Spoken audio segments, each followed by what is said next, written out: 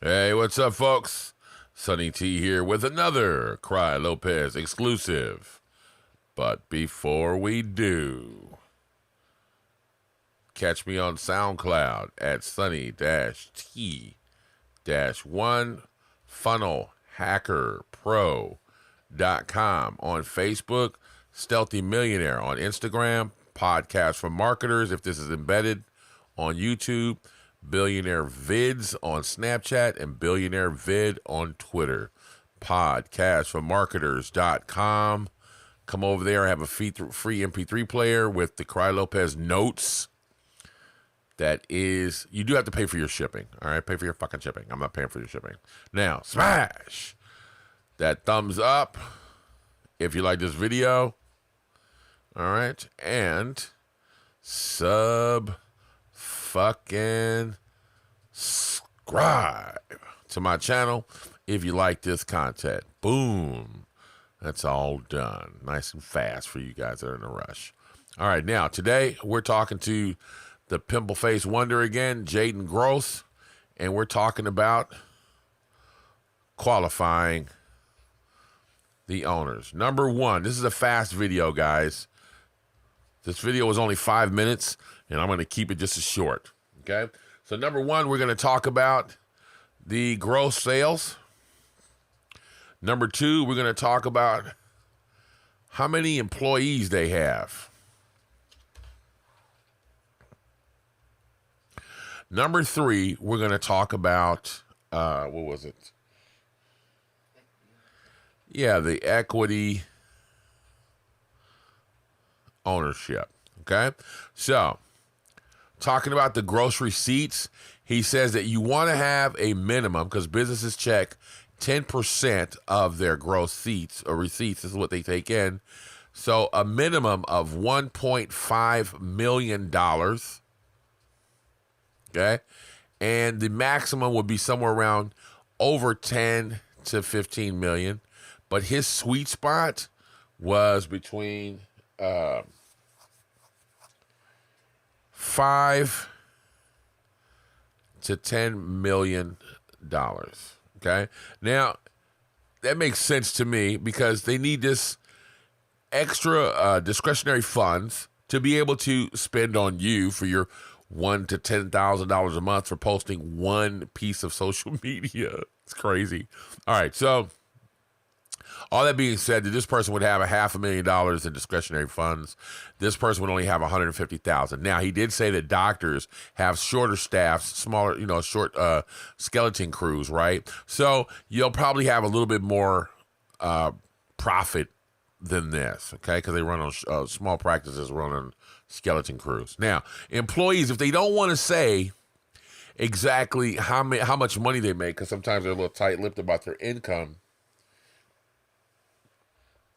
they talk about how many full-time employees they have. So you should look for a minimum of 10 full-time employees. He says his sweet spot is between 7 and 20 employees full-time, and that'll give you a good beat. Just do your math to figure out about how much each person is making, and then you can, pretty much multiply up on top of that how much they're making. Now, the next thing you want to do is never pitch anybody that doesn't have full equity, okay, or at least 51%.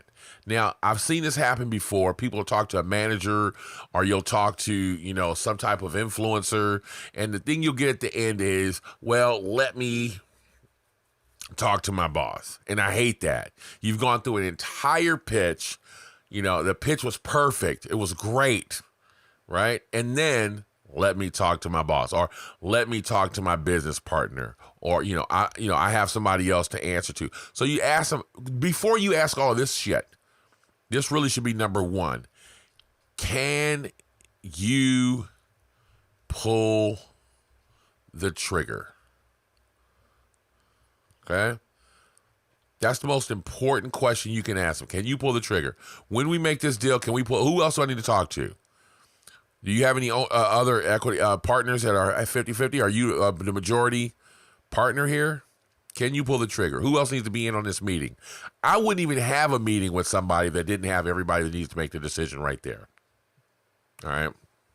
And you tell them, man, this is a part of my page. Now, this has nothing to do with Cry Lopez's course right now. But you know, for me, you know, when we meet today, I'm expecting to close this deal. Are you prepared? You know, if I bring the heat and I can bring the goods, are you prepared to close today? If I can give you what you need, you know, that's how I'm approaching this, and I'm going to let them know I'm ready to close. So, who all needs to be in on this meeting because I want to get this closed? I'm confident to know that my services kick ass. Okay, and you need to go in like that and make sure they say, "Oh no, well I wouldn't be able to do that today." All right, well, when can we get your partner in on the meeting? Well, he'll be available next week. Okay, well then first of all, give me his phone number. You know what I mean? It's like, who wears the pants in the family? There was a movie, and the dude was like, I never pitched a bitch, right? And I always think about that. Never pitch, and you want to think of like the guy not being the shot caller. You just don't want to pitch that person. Why? It's a waste of your time. So here, I've got this little experience, and let me tell you a quick story. We call it the Brady Bunch effect, right?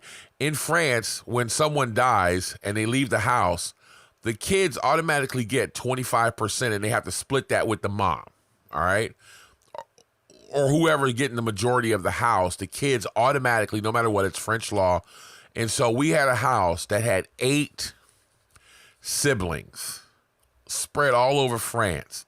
We call it the Brady Bunch house, right? So we had to get all of these people together to try to purchase this property, and it never happened, okay? I bought another piece of property from a mom and her son, and that went okay. We had one house that we call the Pavon house because she called me up and goes, Pavon, monsieur, right? And I was like, what is she saying? This is when I first got to France. I didn't understand what that meant, but it just means I'm not selling it. And what happened was there was 4 of them together. It was her, and she had 3 brothers. And she had to talk to them. So I made the offer on the property, and she called them, and they were like, nah, we're not going to sell it then.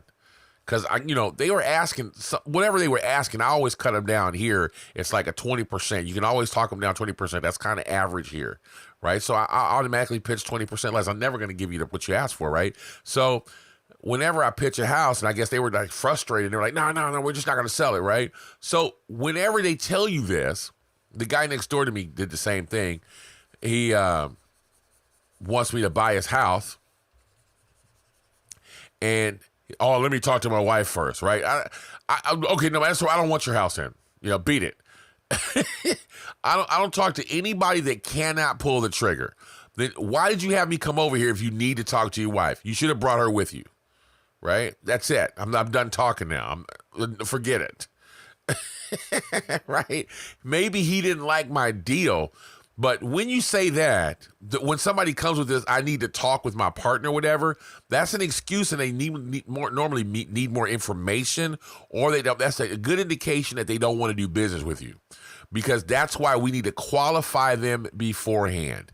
And the guy that lives on my block that was trying to sell me his house, I didn't really mind because I didn't have to go very far to go see him, right? But if I did have to go quite a ways, like I'm about to buy a new house here in the next month, right? Another piece of property. And when I go make the deal with them, it's a 7-hour drive, right? You can rest assured that I'm going to say who all is coming to this meeting. Do you own the property yourself? Are you the sole proprietor of this property? If they say no, then I'm not coming to pitch you. I'm not coming to see your property unless all of your Brady Bunch is here for me to pitch. Because when I go to a business meeting, I go to pull the trigger, right? That's it. I go prepared with my documents and my money in my hand. I usually put my cash right there in their face. That's what I do, right, when I'm making a deal, right? So I want to qualify these people before. How was you spelling qualify, Sonny? What is this here? What the hell is this? Qualify. Jesus. You guys weren't going to tell me that, huh? Sonny, you spelled qualify wrong. Nobody was going to say anything, right? Who's spelling that, man? Jesus. All right. So, anyways, I'm not gonna do any kind of talk and any kind of deal without qualifying somebody, right? That's it for you guys. That was as short as this video was. I actually made it long, giving you the Brady Bunch scenario. Coffee break.